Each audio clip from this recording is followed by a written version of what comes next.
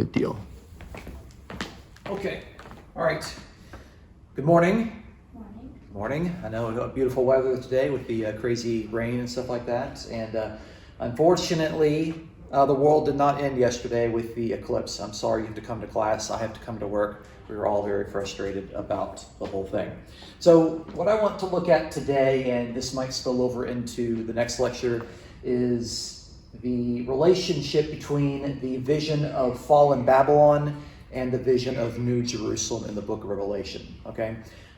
You've been hearing about lots of different symbolic visions and numbers and how the number 7 just keeps showing up over and over and over again. But everything kind of has been moving up to this sort of climactic part. And we know that something is climactic in a particular book when the author gives a lot of attention to it. He gives several verses to it. And so I have to kind of really demonstrate this particular point. And this is, it's difficult for a lot of people to see because it requires you to really take a step back and to look at kind of the structure of Revelation from a 30,000 foot view. So I gave you the text that we're going to look at, and there's just no way we can go through and comment on every single verse. There's no way we could do that. But I put them in 2 columns. You'll see there's a column for fallen Babylon and a column for New Jerusalem. And one of the things that I'm going to try to get you to see today and to appreciate is the fact that these 2 depictions of cities are related, and I want us to see in what ways they're related. Because they're related in ways I think a lot of modern readers haven't quite taken seriously. And there's some really interesting applications that can be drawn from that.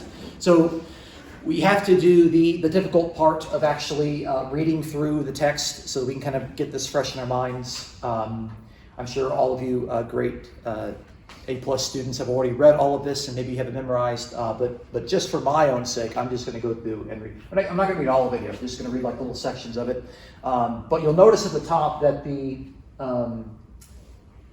section that deals with Babylon, it's going to be described as fallen Babylon, basically goes from all of chapter 17 verse 1 is all of chapter 17, all of chapter 18 through the middle of chapter 19. That's a big chunk in Revelation to give to one particular topic, okay? It's bigger than any other topic that has a dedicated section in the entire book, by far, okay? So this is not insignificant, as we'll see. So let's start to look at this, and again, what I put up here is basically what you're going to have on your sheet. And you can, maybe you'll underline some things. You'll look for things that you think might be interesting to you because we'll have some back and forth on this. Okay, so this is just going to be the first 9 verses. Then one of the 7 angels who had the 7 bowls came and spoke with me, saying, "Come here, I will show you the judgment of the great harlot." In Greek, you could literally translate it as the mega whore. I had a Greek student that actually translated that way, and we all thought it was really funny. She's the great harlot. Okay, and what is she doing? Who sits on many waters, with whom the kings of the earth committed acts of immorality. And those who dwell on the earth were made drunk with the wine of her immorality. And he carried me away in the spirit into a wilderness. And I saw a woman sitting on a scarlet beast full of blasphemous names, having 7 heads and 10 horns. The woman was clothed in purple and scarlet and adorned with gold and precious stones and pearls, having in her hand a gold cup full of abominations and of unclean things of her immorality. And on her forehead a name was written, a mystery. Quote from the Old Testament. "Babylon the Great, the mother of harlots and of the abominations of the earth." End quote. And I saw the woman drunk with the blood of the saints. That's not good. And with the blood of the witnesses of Jesus. When I saw her, I wondered greatly. And the angel said to me, "Why do you wonder? I will tell you the mystery of the woman and of the beast that carries her, which has 7 heads and 10 horns. The beast which you saw was and is not, and is about to come up out of the abyss and go to destruction. And those who dwell on the earth, whose name has not been written in the book of life from the foundation of the world, will wonder when they see the beast that he was and is not and will come. Here is the mind which has wisdom. The 7 heads are 7 mountains on which the woman sits. Okay? So he starts off, he gets a vision, and the angel, as we are quite used to seeing at this point, explains some portions of it, okay? These are the freebies. This is where you get the free answers. Okay, this is where, we shouldn't disagree when it comes to interpreting ancient text when the narrator effectively puts an angel in there to tell you what the visions mean. Like, we shouldn't do that. That doesn't mean people still don't disagree on it, for better or for worse. Let's keep reading. So I'm going to read verses 15 and 18. Okay. And he said to me, he being the angel said to me, John, the waters which you saw where the harlot sits are peoples and multitudes and nations and tongues. The woman whom you saw is the great city which reigns over the kings of the earth. Again, the angel is telling you what waters mean and what the woman actually is. Okay? All right? Are they real waters, as in like the stuff that's coming down out of the sky and raining upon us? The answer is no. And is the woman actually an adult female? No. The woman is a great city. Okay? All right. Let's look a little bit of the vision in chapter 18. Chapter break between 17 and 18 is a little bit misleading. It's still part of the same vision. Okay. After these things, I saw another angel coming down from heaven, having great authority, and the earth was illumined with his glory. And he cried out with a mighty voice, saying, Fallen, fallen is Babylon the Great. She, notice the city, personified as a female, she has become a dwelling place of demons and a prison of every unclean spirit and a prison of every unclean and hateful bird. For all the nations have drunk of the wine of the passion of her immorality, and the kings of the earth have committed acts of immorality with her, and the merchants of the earth have become rich by her wealth of her sensuality. I heard another voice from heaven saying, Come out of her, my people. Why? Purpose statement. So that you will not participate in her sins and receive her plagues. Why do we do it? Another purpose statement. For her sins have piled up as high as heaven, and God has remembered her iniquities. Okay, this is something that we really want to think about at this point.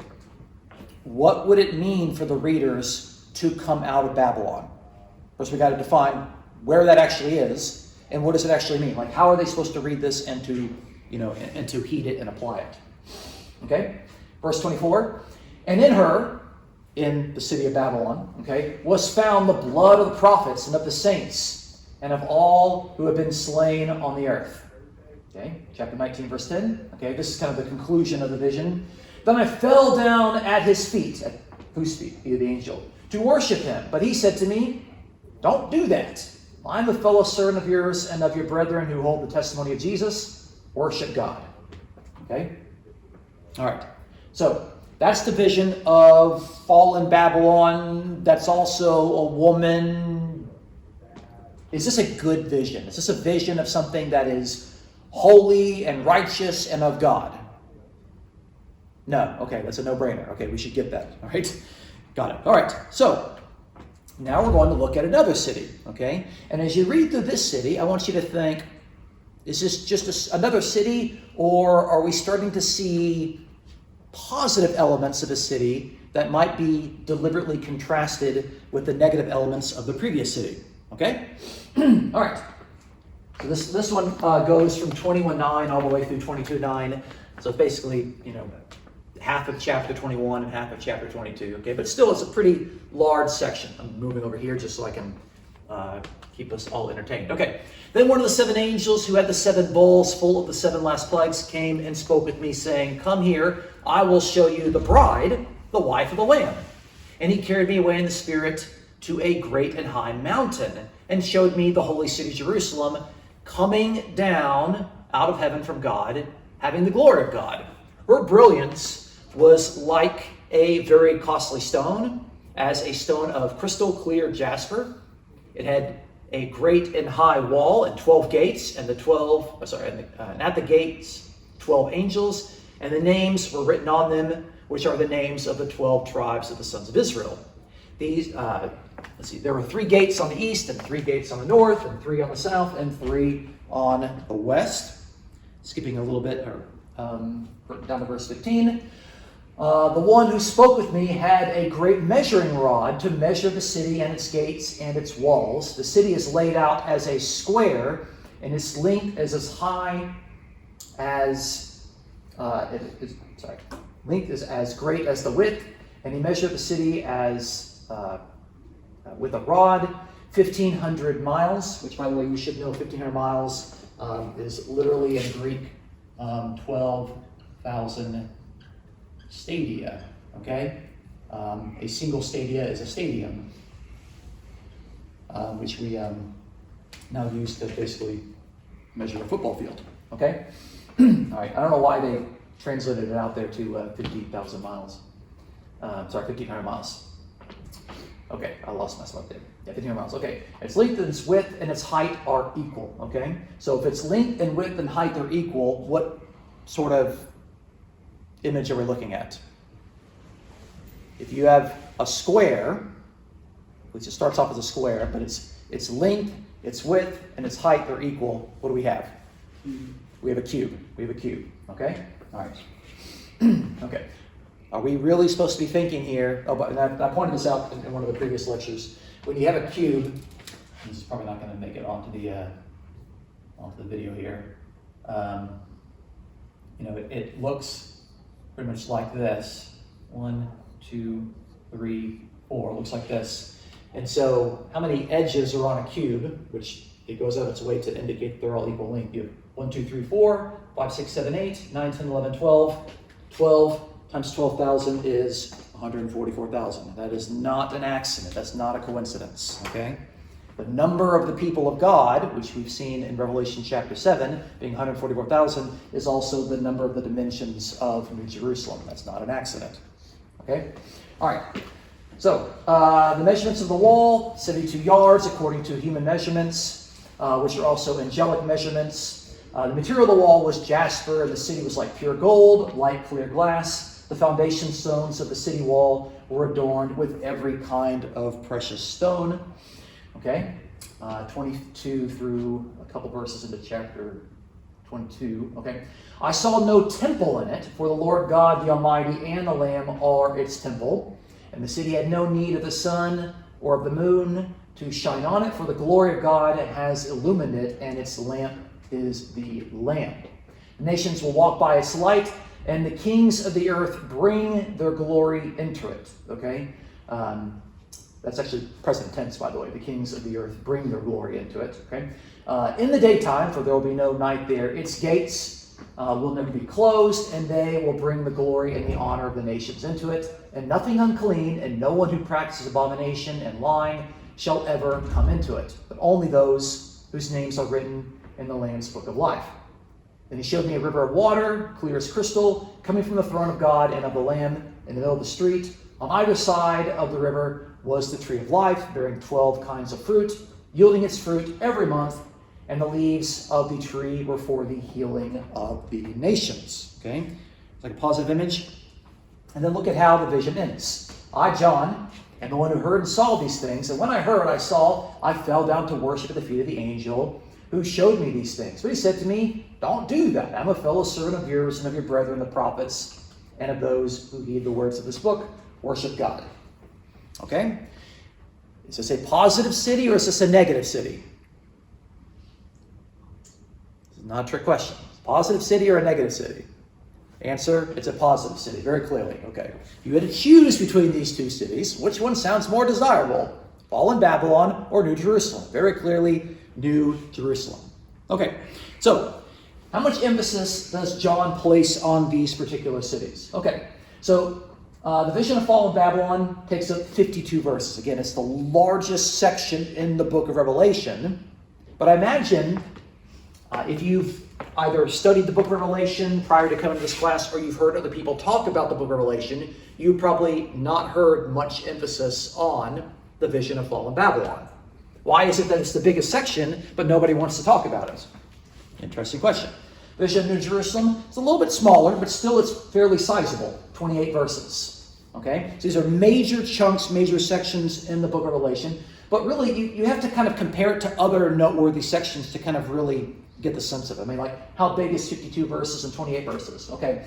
Well, if you take the various letters to the 7 churches, on average, they're only 7.3 verses long. So let's just round it up. Let's just say 8 verses, okay?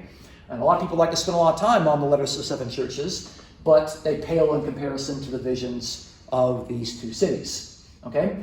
What about the vision of the one true God on his throne? That's in chapter 4, 11 verses, okay? It's very important, okay, but still small by comparison. The vision of the conquering lion, Lamb of God. That's in chapter 5, 14 verses long, okay? It's a little bit longer there, but still not compared to 52 and 28. The vision of the 2 witnesses in Revelation chapter 11, okay? 11 verses long, okay? The vision of the beast. Everyone in Revelation likes to talk about the beast. They're like, there's a beast, and it's going to be this terrible sort of antichrist-like figure. I'm using that kind of with air quotes at this point. Okay, only 10 verses long. Okay, but we've already seen that there's not just one beast in Revelation. There are actually 2 beasts. Okay, there's a beast that comes out of the sea and a beast that comes out of land. So this is chapter 13, verses 1 through 10, and this is chapter 13, verses 11 through 8. Okay, but both beasts together only take up 18 verses. Okay? What about the magic number in Revelation that, if you were to go buy something at the grocery store and your total came out to 666, you would say, let me also buy a piece of gum because I don't want to pay 666. How much attention is given to that? 1 verse. But we like to talk about it a lot. There's only 1 verse. Okay? The description of the millennium, the millennial reign, only 10 verses long. And for a lot of Christians, that is like the most important part of the book of Revelation. But that's actually it's in between these 2 sections of fallen Babylon and Jerusalem. So why would we only focus on a passage that has 10 verses dedicated to it and ignore the section before that's 52 verses, 5 times as long, and the section after, which is 28 verses? You see the point that I'm trying to make? Is that John is giving a lot of attention to describing these 2 cities. And they're meant, I think, hopefully as you read them side by side, you're able to see, okay, one of them is kind of portrayed as like, this is a city you don't want to be involved in, and the other one seems to be a better city, okay? It's kind of meant to contrast both of them, and you probably were able to pick up on a couple of deliberately self-interpreting points between the 2 of them. The vision of the day of judgment, what's called the Great White Throne Judgment, only 5 verses are given to that. That's at the end of chapter 20. Okay, so I want to really make this point, but I think hopefully by now you've already seen this. Both of these stories start out exactly alike. And if you read it in Greek, it is word for word Greek the same. Okay, so it starts over here. Chapter 71. Then one of the 7 angels who had the 7 bowls,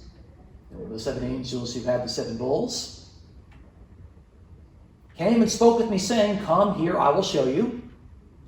Came and spoke with me, saying, Come here, I will show you. The great harlot, which is a woman, and then, of course, the bride, the wife of the Lamb. Okay? Now, I probably didn't have to tell you that, but you could see both those visions. You could say, okay, they are both starting out in the very same way. I probably should connect or at least compare and contrast these cities in some meaningful way. All right? That's how both of them begin. Okay? How do both of the visions end? Chapter 19, verse 10, 22, 8 through 9. Okay? I fell at his feet to worship him. I fell down to worship at the feet of the angel. Okay? Slightly different, but clearly you get the sense that it's talking about the same event. What did he say? Don't do that. I'm a fellow servant of yours and your brethren. Don't do that. I'm a fellow servant of yours and of your brethren. Worship God. Worship God. The visions of the cities, they are introduced in the exact same way, and they conclude in the exact same way. Now, someone suggested this to me. John in the book of Revelation has basically been this epitome of perfect discipleship. He's been doing everything that he's been asked to do. Write this thing down, eat the scroll, go and preach, listen, say these things to the churches. He's been 100% obedient. Okay, he's got like a perfect 1,000 battering average. Okay. Here in chapter 19, he is told to not fall down at the feet and worship an angel. Here, he falls down at the feet to worship the angel. He was just told not to do that. But here, he does it. Okay? Now, we can interpret this in 2 different ways. We can say, he's been completely obedient up to this point, and here he just completely disobeys and a direct command that was there in 19:10, and he falls down at the feet and worships the angel when the angel said, don't do that, worship God. Or this is really one single vision, like a coin, and it's two sides of the coin. Okay? To where he's actually seeing this all at once, but he's seeing it as like, oh, here's a bad city, and here's a good city. It's introduced in the same way, it concludes in the same way, and thereby there's no contradiction that's there. Okay? I tend to favor the latter interpretation, but it's something I think that's interesting to consider. Okay, let me ask you this. Is this pretty convincing to demonstrate that the vision of the two cities are meant to be deliberately contrasted with one another? Is that pretty easy to see here? Okay? All right? Good deal. Thoughts or impressions or feedback? No? Nothing controversial just yet? Just you wait. Okay. All right. So, we got these two cities, but what are they? What are these cities? Okay, this is where the interpretation gets really interesting, gets really fascinating. So we need to identify these two cities fairly responsibly. Okay, so remember that the function of the angel, the heavenly messenger in apocalyptic literature, is to explain to you, the reader, what the elements of the vision actually mean.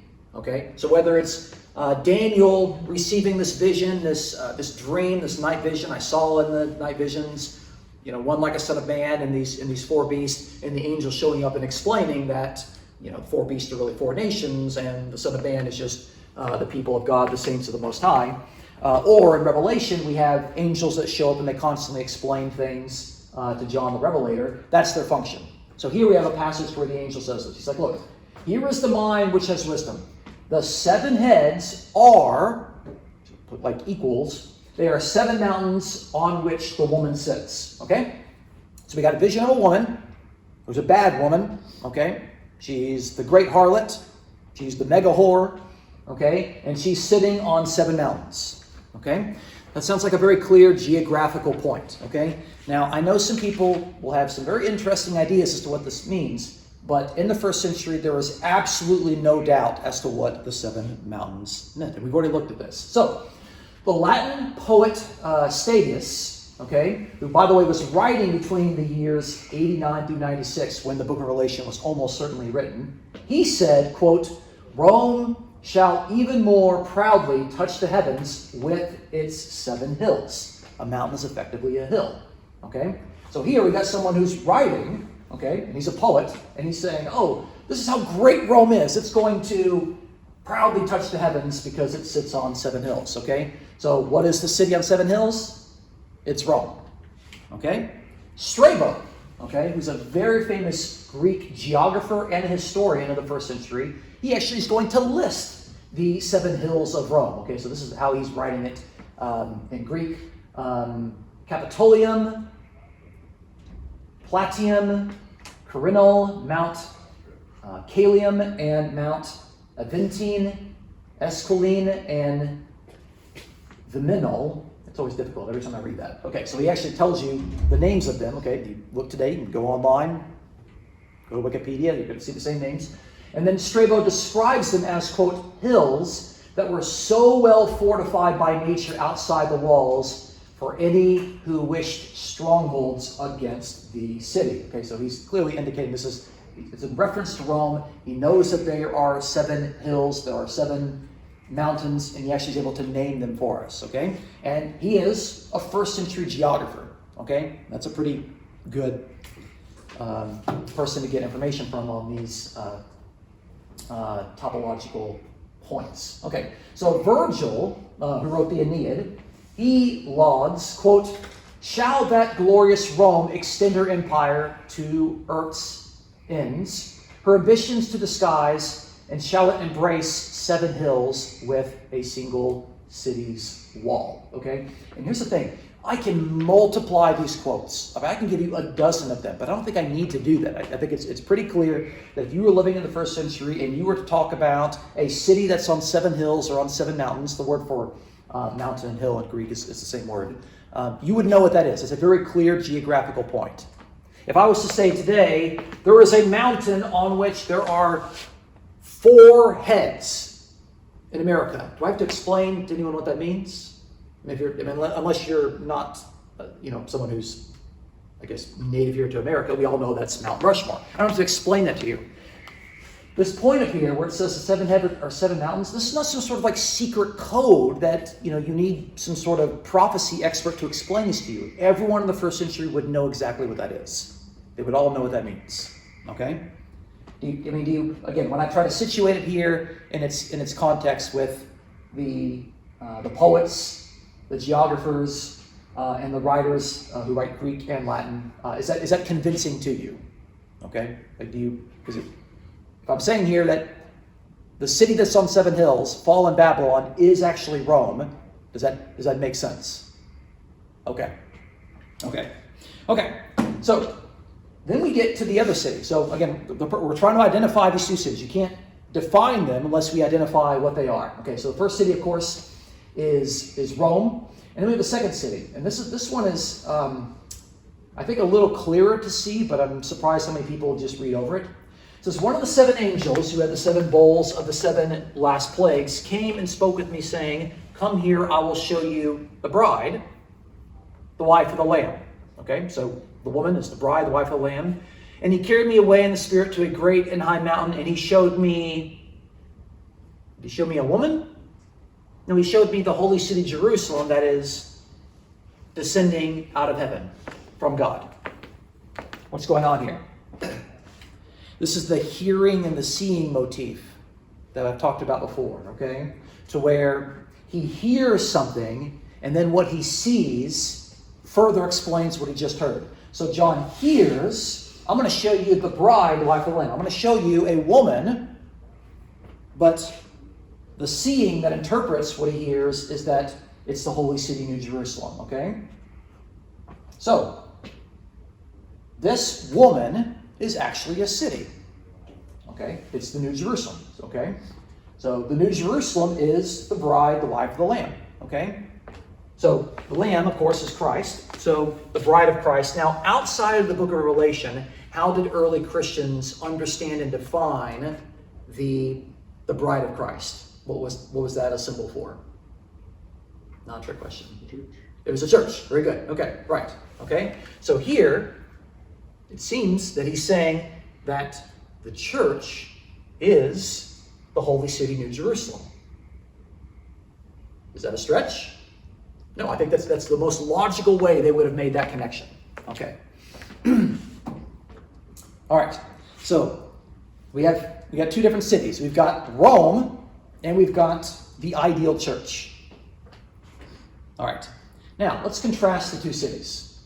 And here's where I'm going to get some feedback from you. So here's what I did. I took the time and I just put the passages from each of them, and I want you to kind of tell me, like, what is the deliberate purpose in contrasting these things, okay?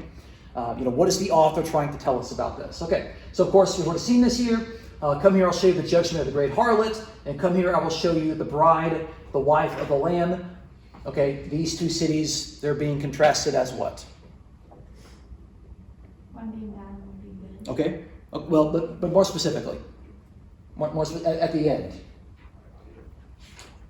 Both cities are introduced as different women. Okay? But the cities are personified as women. And you know what? It's interesting. There's a statue in New York. What do we call her? Statue of Liberty. Statue of Liberty. But what is she called? Lady Liberty. And when you look at that, you see, okay, here is this sort of female personification of what America's ideals are supposed to be. Okay? So we still do this kind of in our culture. A little bit. Okay. All right. So the first city is the one that sits on many waters. Okay? By the way, if I was to build something, I would not build something on many waters. That seems to be something that's fairly unstable. And then here we have the second city, New Jerusalem. The wall of the city had 12 foundation stones. The foundation stones of the city wall were adorned with every kind of precious stones. Okay? What's the contrast that's taking place here? The foundation. Okay. Foundation. Anybody else? Take a copy of my own notes. Okay, there you go. The foundations of each city differ. Okay? Would you want to live in a city that is founded on water, or would you want to live in a city that is founded on not just foundation stones, but they're precious foundation stones? They're valuable, they're expensive. Obviously, you would pick one over the other. Okay? All right. In 17 verse 2, it says, those who dwell on the earth were made drunk with the wine of her immorality. Okay? And then here's 2 verses that describe the drink of New Jerusalem. He showed me the river, the water of life, clear as crystal, coming from the throne and of the Lamb. And then here's a passage we didn't read. The Spirit and the bride. Okay, so we have God's Spirit and the bride, namely the church. They're inviting the reader to come. Let the one who hears say, come. Let the one who is thirsty come. Let the one who wishes to take of the water of life without cost. So there's an invitation there to come and drink of this water. Okay? So, what's the contrast here? They're drinks. Drinks, okay? Each woman offers their drink of choice to their citizens. Okay?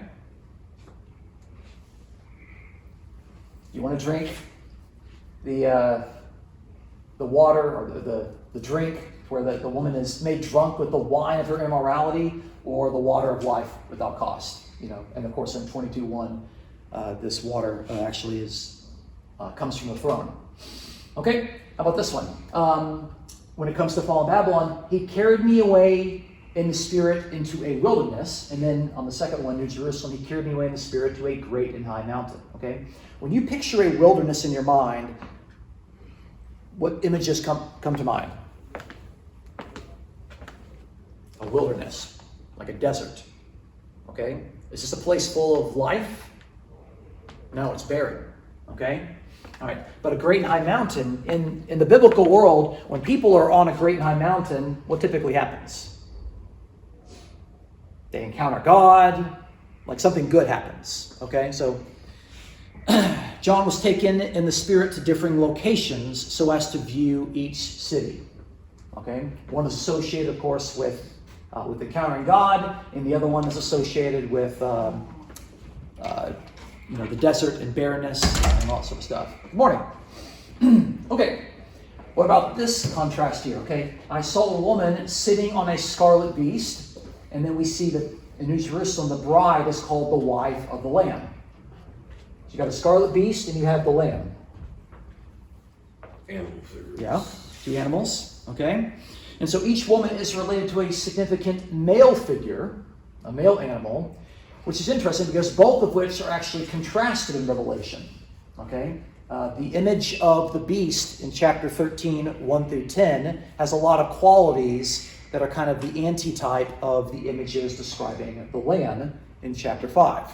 Okay? So the question is, which animal do you want? Do you want the lamb or do you want the beast? Okay? Do you want the one seated upon the throne, or do you want the dragon? Do you want to be one of the 2 witnesses, or do you want to be the false prophet? Those are kind of meant to be deliberately contrasting figures. What about this one? Okay, 17:4. The woman was clothed in purple and scarlet and adorned with gold and precious stones and pearls. But the city was pure gold. Foundation stones of the city wall were adorned with every kind of precious stone, and the 12 gates were 12 pearls. Well, we've got gold, precious stones, and pearls in both of them, but they're used in different ways. So the woman, she adorns herself in this sort of, I'm going to be extravagant and show off luxury. But here, it's actually just given to the city. You walk on it. Okay? So gold, I just abbreviated as jewels and pearls, wealth, are used for contrasting purposes. One is to show off Rome, and the other one is to just adorn the normal stuff that, streets that you walk on. Okay? So again, we're just seeing all the different ways in which the cities are being contrasted. How about this one? The woman was clothed in purple and scarlet, but it was given to her, the bride, to clothe herself in fine linen, bright and clean, for the fine linen is defined for us as the righteous acts of the saints. What's the contrast there? Their dress. Yeah. Their clothes, how they're dressed. Each woman is dressed differently. You see the theme that we're seeing here? Seeing like not only do we have two cities, not only introduced in the same way, not only do they conclude the same way, but they're deliberately described in ways that are meant to contrast one another, that should encourage you as the reader to not want to associate with one, but you would want to associate with the other quite obviously. Okay? How about this one? Having in her hand a gold cup full of abominations, that's fallen Babylon. How about this one? No one who practices abomination and lying shall ever come into it, shall ever come into New Jerusalem. What's the common word in these two passages? Abomination. Abominations. Abominations. Okay? So in this one, abominations are either present or absent from the city.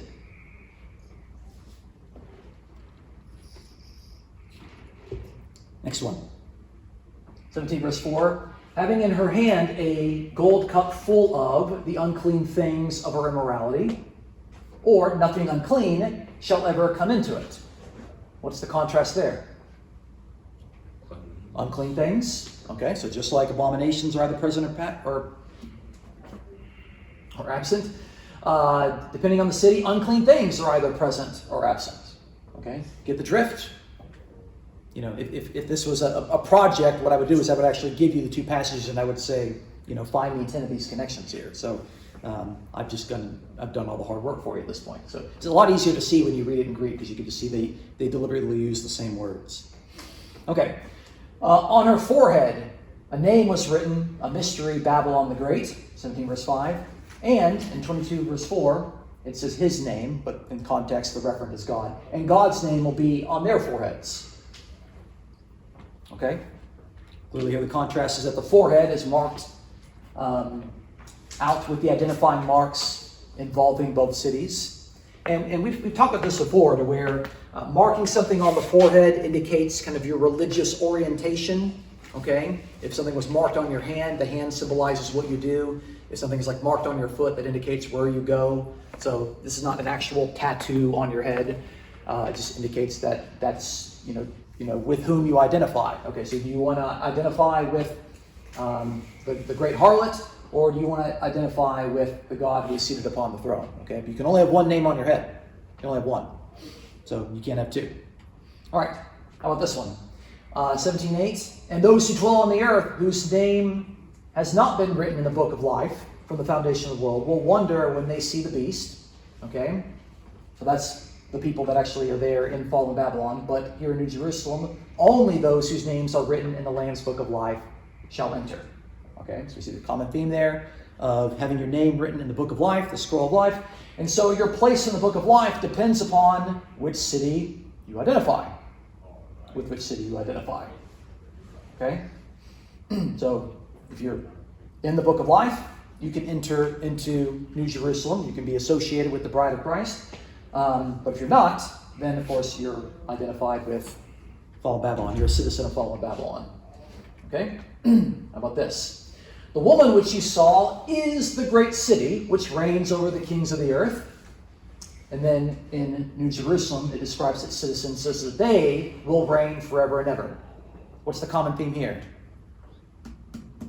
What's the common? Rulers and peasants. Yes, but I'll frame it a slightly different way. The subjects of the city are either ruled over or they're actually ruling. Do you want to be in a city where you're ruled over, or do you want to be in a city where you're participating in the ruling and reigning? You know, no brainer there. Okay? And of course, we've already seen this. Both are described as cities. One is a great city, one is the holy city, but of course, that indicates that each woman is described as a city. That's pretty clear. You should have already seen that by now. And then, how about this one? 18 verse 2. Fallen is Babylon the Great, but the description of New Jerusalem is the one that's coming down out of heaven from God. What's the common theme here? Both are descending. They're both descending. Very good. Okay? Both cities are descending, but in different ways. You don't want to be in a city that's fallen. Okay? By the way, it's described as something that's like the judgment's already taken place. Okay? And New Jerusalem is coming down out of heaven. By the way, this is This is what it's called in Greek. It's called present participle, okay? It is currently descending out of heaven, okay? It's not a future thing. Actually, every single reference to New Jerusalem in the Bible, it's only in 3 books. It's only in Galatians 4, Hebrews chapter 12, and Revelation, really 21, 22, but also in chapter 3. Every single reference to New Jerusalem is always described in the present tense. It's an interesting point, okay? I say that to my prophecy friends. So, okay. All right. She has become a dwelling place of demons, a prison for every unclean spirit, and a prison of every unclean and hateful bird. Okay? Birds, by the way, are unclean animals. All right? But New Jerusalem is a holy city, and nothing unclean shall ever come into it. See the contrast there? Okay? The cities are either clean or they're unclean. Clean or unclean. How about this contrast? For all the nations have drunk of the wine of the passion of her immorality. And then we have the tree of life bearing 12 kinds of fruit, yielding its fruit every month, and the leaves of the tree are for the healing of the nations. Each city relates to the nations differently. The nations are either drunk with the wine of the passion of immorality, or the nations are actually being healed by the leaves of the tree, which that tree, of course, is being energized by the water, the river of life that's coming from the throne. Okay, so again, do you want to be associated with this city, or do you want to be associated with this city? Okay. The light of the lamp will not shine in you any longer. That's in you, fallen Babylon. Oh, of course, in 21:23, the city has no need of the sun or the moon to shine on it, for the glory of God has illuminated it, and its lamp is the Lamb. Okay? Light is either present or absent in each city. I'm sure light there is probably not referring to a lamp post, but it's probably just the illuminating power of goodness and light over darkness. It's very clear. How about this? The voice of the bridegroom and the bride will not be heard in you any longer. When does the bride and the bridegroom come together? Not a trick question. When does the groom and the bride come together in any culture? To share the house. Okay, yeah. Marriage. Yeah. Marriage, a wedding. The marriage of the Lamb has come, and his bride has made herself ready. Weddings are either present or absent.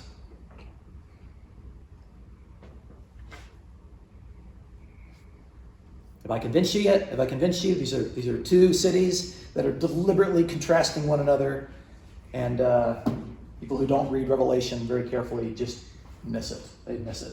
Okay. All right. All right.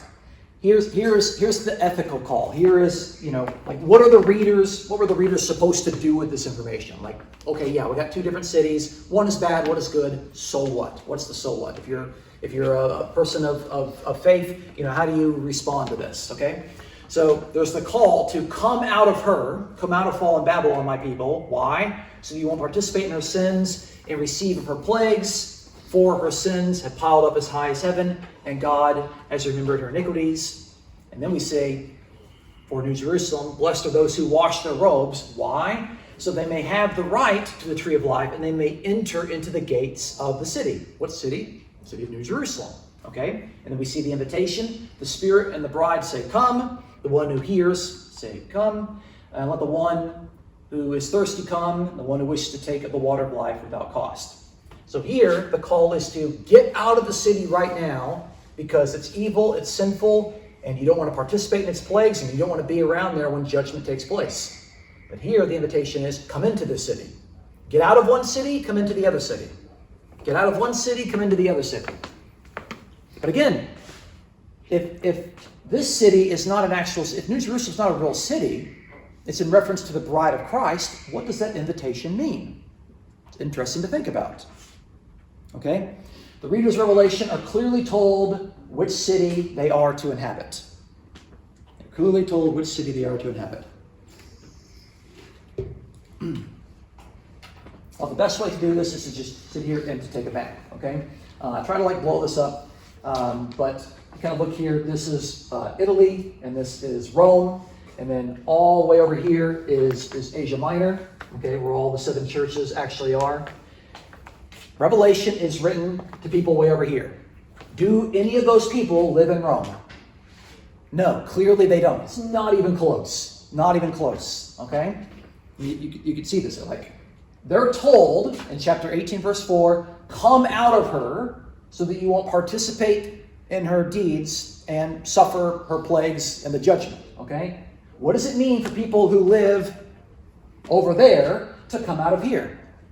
Does it mean that they pack up their bags and they move? Does it mean that they get a U-Haul and, get on a boat and move out of there? They don't live here. Let me just ask you, what would it mean for people who live here and they're told to come out of there? What does that mean? Stop indulging in their ideology. Right. Very good. Very good. Okay. So it's definitely a breaking away of accommodating to a particular belief system or an ideology. What else? Is it just simply about the things that you think about? Is it just simply thoughts? Breaking away from their culture as well. Culture. Okay. Emperor worship. Okay. There's also deeds and behavior that's involved in it.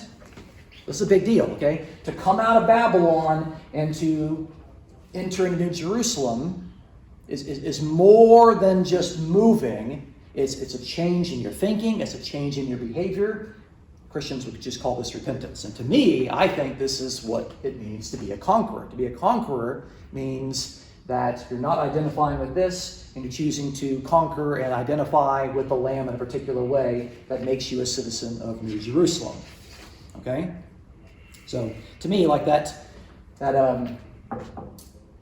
summons to get out of one city and to come into another city is very, very, very important. Okay, it doesn't just demonstrate those 2 contrasting cities. It means that you have, if you're a reader and a person of faith, you have an ethical response to it.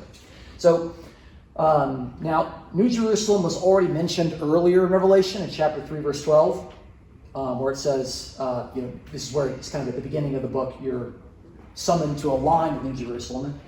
He who is conquering, I will make him a pillar in the temple of my God. Okay? He will not go out from it anymore. I will write on him the name of my God and the name of the city of my God, the New Jerusalem, which, again, another present participle, is coming down out of heaven from my God and my new name. So what is Jesus saying here? Jesus is saying, if you are a conqueror, we've already spent a lot of time talking about that, okay? Jesus, I'm going to make you a pillar in this temple. Okay? In the early church, the temple was a metaphor for what? Paul says that, this right here, the temple.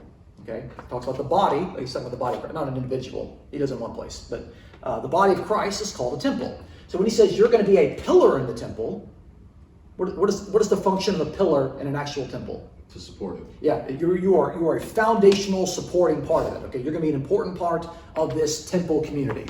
Okay, so you got that. Okay, you're not going to have to go out from it anymore.